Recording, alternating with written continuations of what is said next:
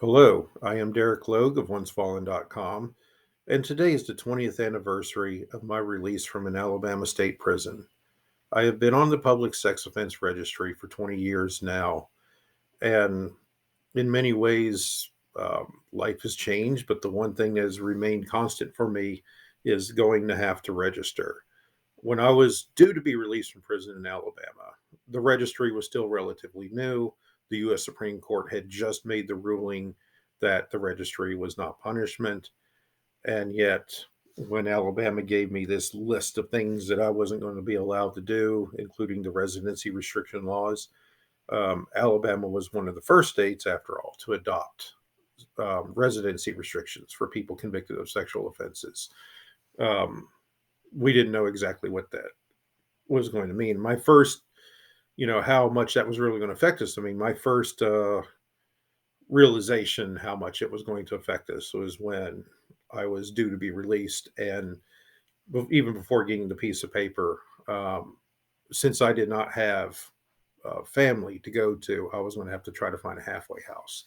And under Alabama's laws at the time, if you did not have a definitive home plan, if you couldn't say I was going to stay at 123 Main Street in Birmingham or something, um, they would arrest people, charge them with failure to register, and send them back to the county where they were arrested in the first place, where they were convicted.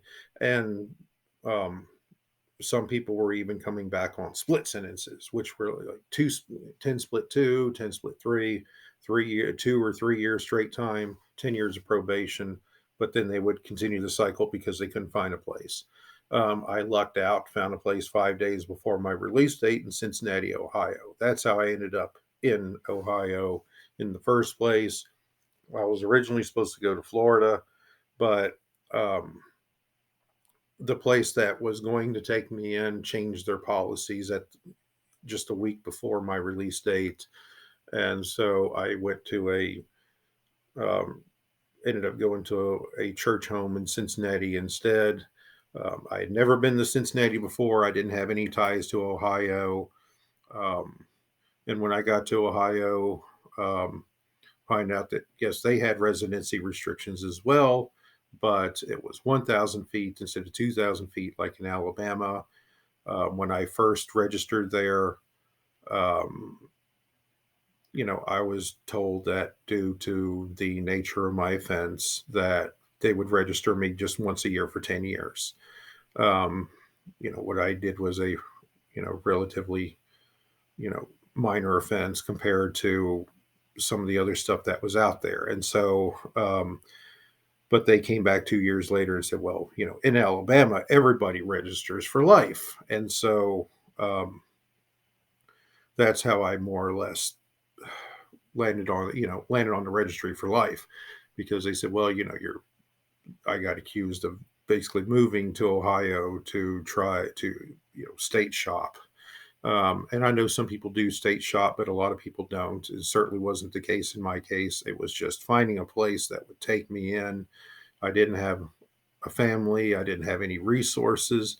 When I left the state of Alabama, I left with $10 and a one-way bus ticket to Ohio. I mean, they didn't even give me enough money to get a driver's license or anything. So, um, I didn't come out of prison half cocked and thinking, oh, I'm going to change the laws. No, what you do is you try to get out and you try to maintain a low profile. So I did. I was in um, this restoration church program for a year. Um, and then I was homeless when it was time for me to leave the program. I still didn't have a place to go. I had tried to find a job, and I was willing to take anything. I mean, stocking shelves, um, scrubbing toilets, and everything. I mean, I have a degree in justice studies, and so when I would go and fill out applications, and I would put that on there, and I would try to work at like a warehouse job or something, and they would look at me like, "Why are you here? Why? You have, you graduate with honors, have a bachelor's degree. Why are you, signing up for essentially a minimum wage job?" And I explained it to them. It's like it was understandable. It took 7 months And I didn't count how many employers, but I'm thinking I was doing 2 or 3 applications a day all around the city of Cincinnati over the period of at least 7 months before I finally got a job stocking shelves at a small Kroger that was in the middle of one of the most dangerous parts of the city at the time. And I worked there for about a year and a half until people started making a big deal out of my background. And so ultimately, I was let go from that job. And then I found another job, and I was also let go of that 6 months later. And 2 years after I had moved to Ohio, because of in Alabama, you have to register for life, no matter what your offense was. In Ohio, they have a 3-tiered system. And so they made a classification because of the type of offense I had done. I have stated, elsewhere um, that I had kissed an underage girl, and that's how I landed on the list. And it's not something that I sure as hell don't brag about it. I didn't have sex with anybody, I didn't rape anybody, but I still did a crime. And what I did was wrong, and I don't hide that fact. But I've always maintained, that's all that ever happened. And so when I told them, they accepted that and they classified me as a tier 1. So I was originally going to register once a year for 10 years in Ohio. And then I would have been off the registry and I would have been able to go on about my life, and try to at least live a normal life. But they came back 2 years later and reclassified me. They said, well, you're a lifetime reporting requirement in Alabama, so we're going to reclassify you as a sexual predator.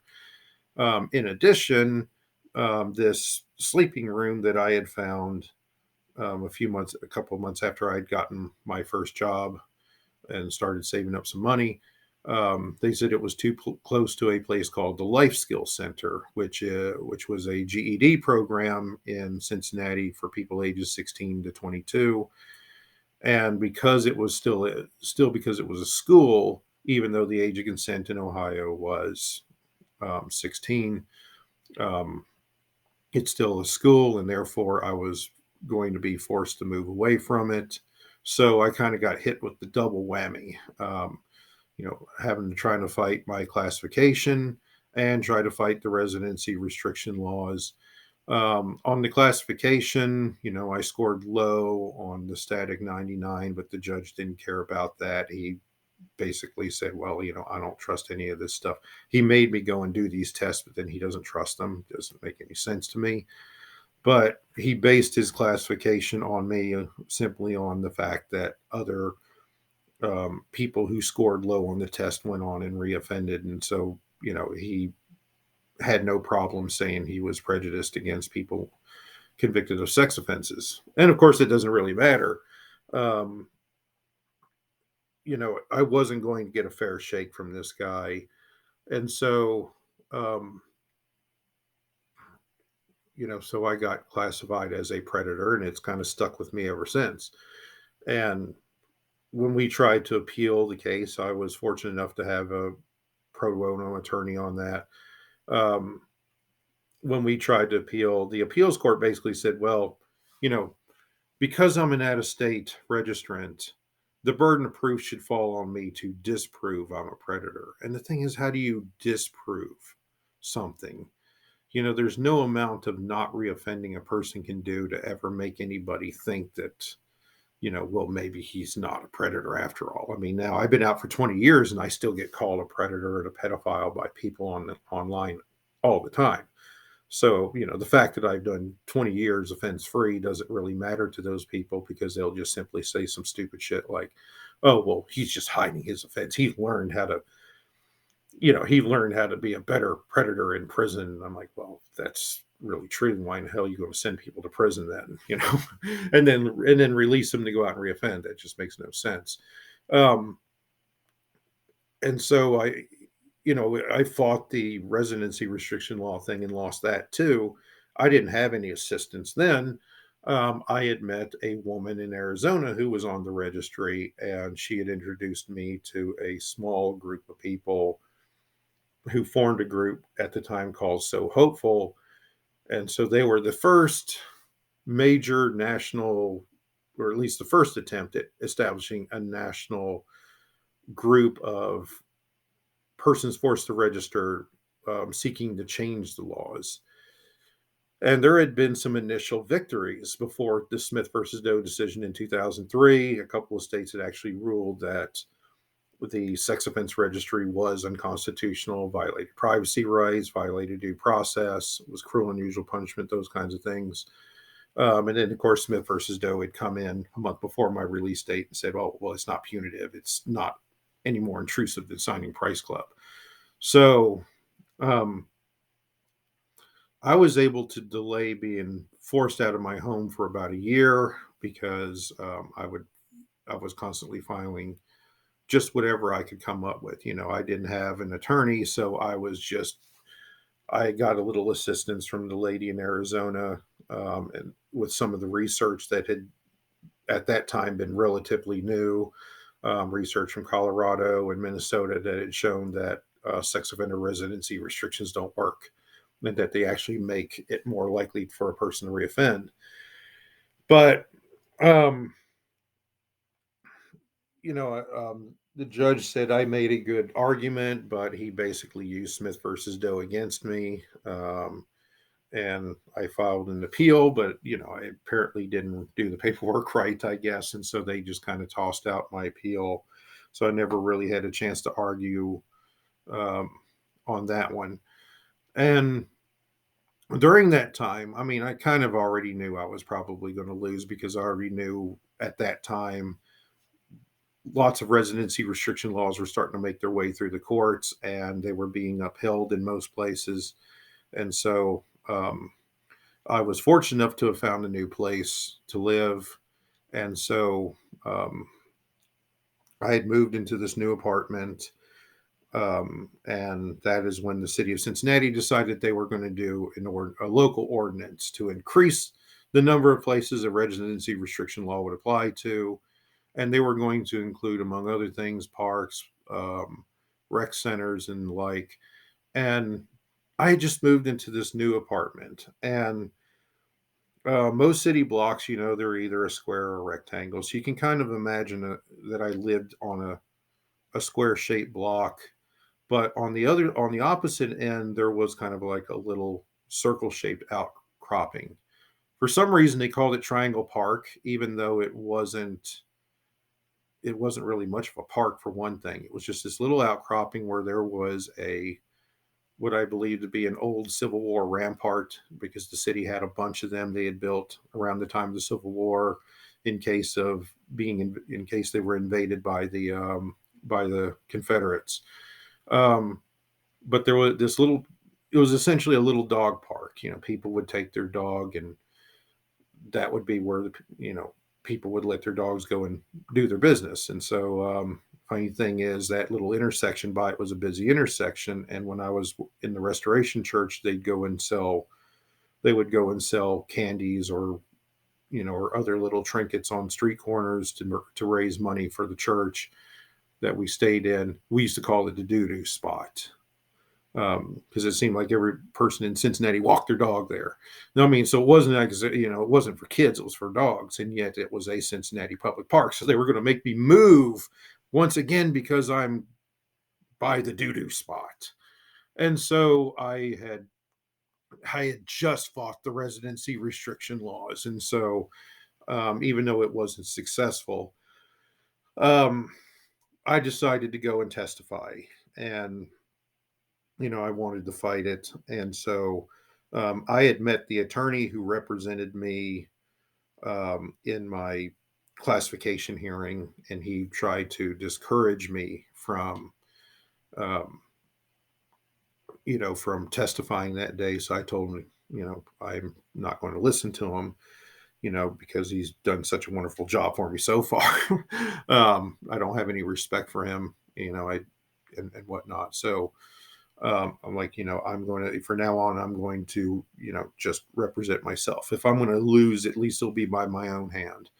And so, anyways, I fought I testified against the law. Everybody else, there was 14 people who testified that day, and everybody else except for the attorney had spoke before me. I mean, all 13 of them had spoken before me, but the attorney was the only one who was against it. And finally, I was the last person to speak because I got there so late. I mean, after all, I didn't see it until it was like on the midday news. And so thankfully, I was close to downtown. So I rushed downtown to testify against it. And so I made headlines. I was in the newspapers, all the local TV stations, and interviewed me and stuff. And um, it inspired other people to speak out because they had two more meetings on this thing before a vote. And everybody that came in after the first one had spoke out. In the first meeting, everybody spoke out in favor of it. The last two meetings, everybody was speaking out against it. Um, the city still passed the law, and so um, and everything. But what they did was they basically made a grandfather clause, and they also took the parks out. They wanted to make doubly sure I wasn't going to be the person that the attorney used to sue. I had gotten some attention from it. So that's basically how I got my start in the activism thing. I mean, a lot of people encouraged me to do more um, because they thought I did a good job at the time. And so a year later, the first successful rally that was conducted by a number of small activist groups that had popped up, including SOSIN, Roar for Freedom, and this other group called RSOL. And, they, I guess, eventually became something else. They eventually became NARSOL. So I guess some people might know who they are. Um, I wasn't a speaker. I was merely a participant. We went there. We were counter protested by a small vigilante group that had brought a chapter of Bikers Against Child Abuse there, and a woman named Judy Cornett, who was on the Untouchable documentary, if anybody has seen that one. But they didn't scare us off. And so that's kind of how I got into all this in the first place. I didn't really come out from the very beginning deciding to do this. But it was after the 2007 rally in Columbus, Ohio, that I decided to do OnceFallen.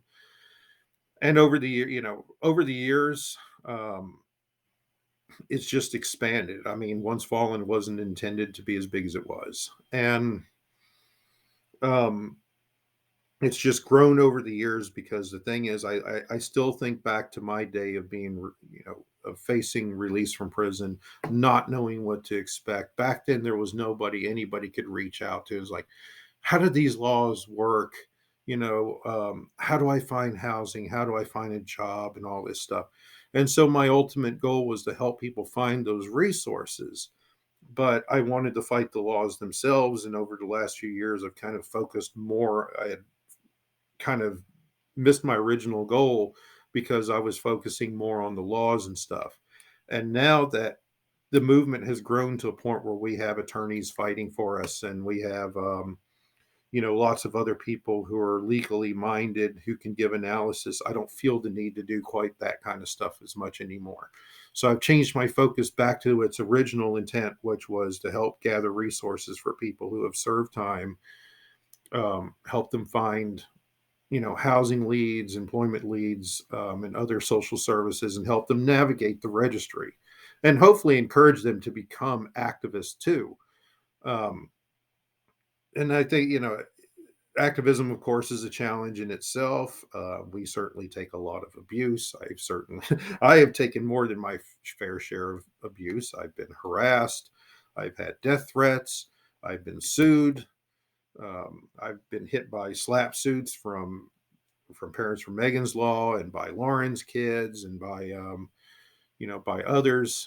And each of these have eventually failed, but at the time you're going through them, they've all been struggles.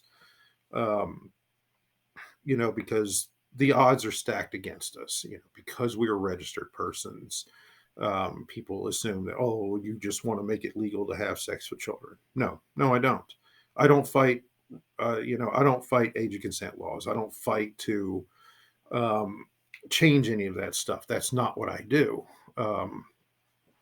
But people are going to continue to say that, and I think in 2023, and in some ways it's kind of gotten more of a challenge than it was in 2003 or 2006, because the term pedophile, quote unquote, has become the ultimate insult.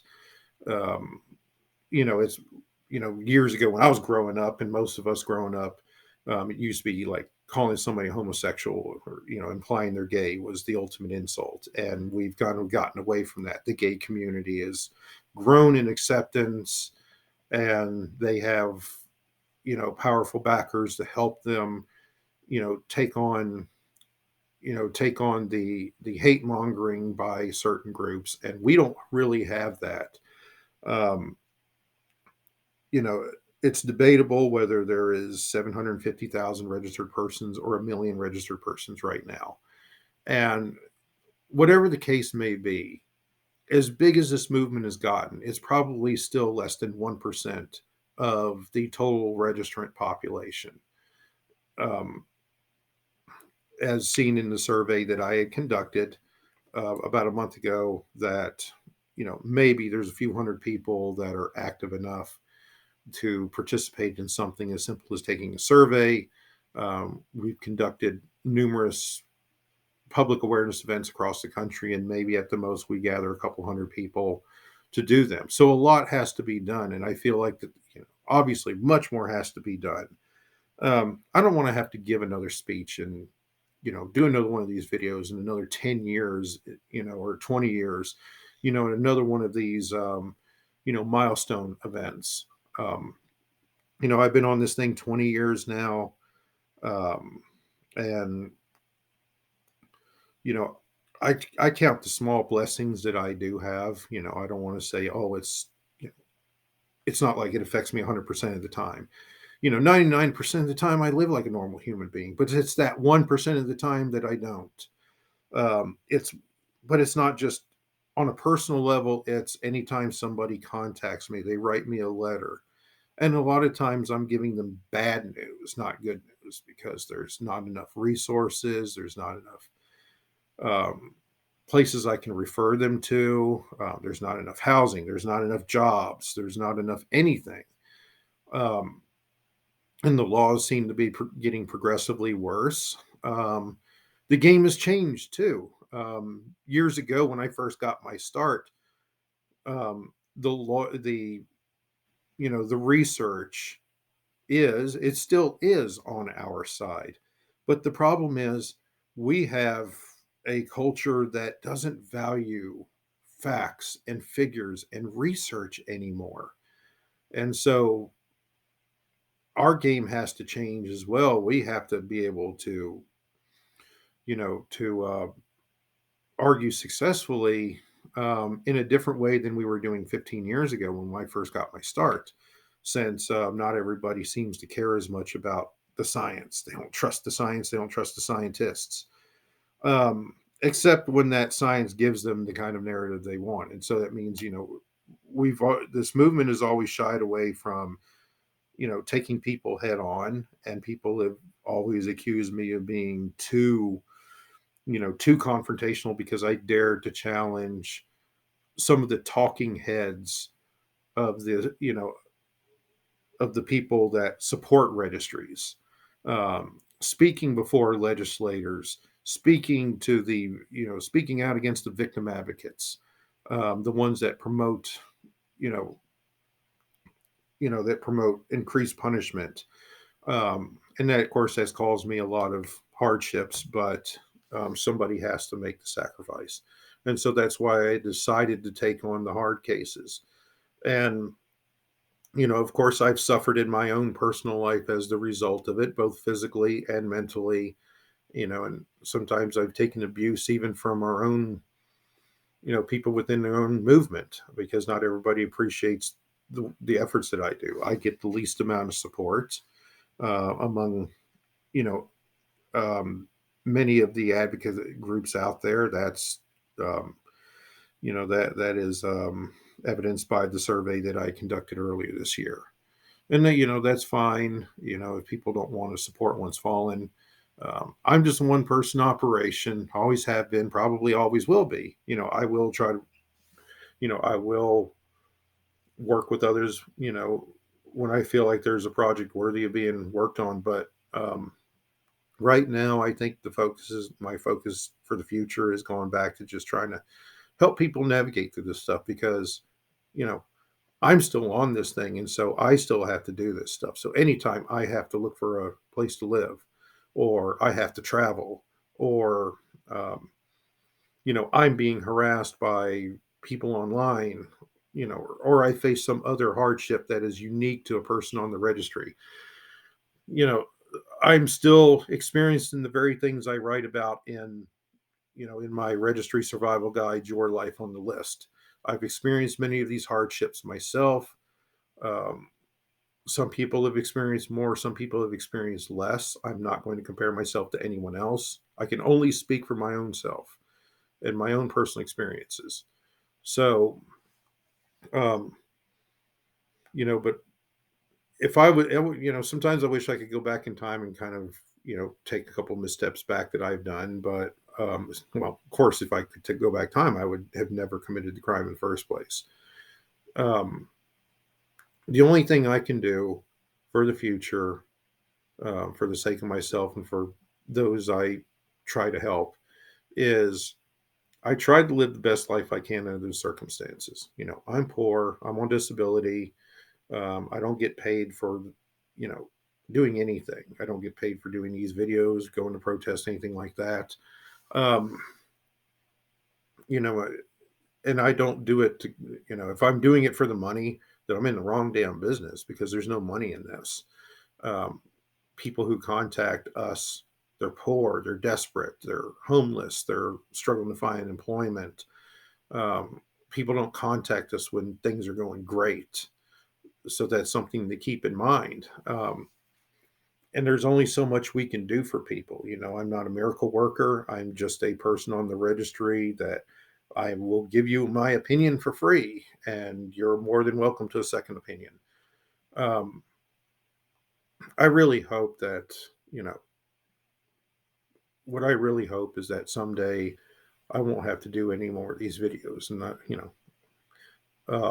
I guess if you can consider this a quote unquote job, if it is a job, then it's a job that I would love to work myself out of, I guess. Um, you know, I think most people don't want to work in a job where the goal is to put themselves out of business. But I guess if that's what again, if this is a job, then that's what we're doing. Um, I want the registry abolished. I don't think it helps. It doesn't protect children. If I was the monster that people try to portray me as on the internet, then what's a residency restriction law going to do? What is the public registry going to do? Because there's so many ways around that. What they simply do is they simply punish and cause harm to the individuals who say, well, look, I did wrong, and now I've served my time and I want to become a productive member of society again. That is where the problem really comes in. And so, until that changes, you have hundreds of thousands of people, maybe a million, maybe not.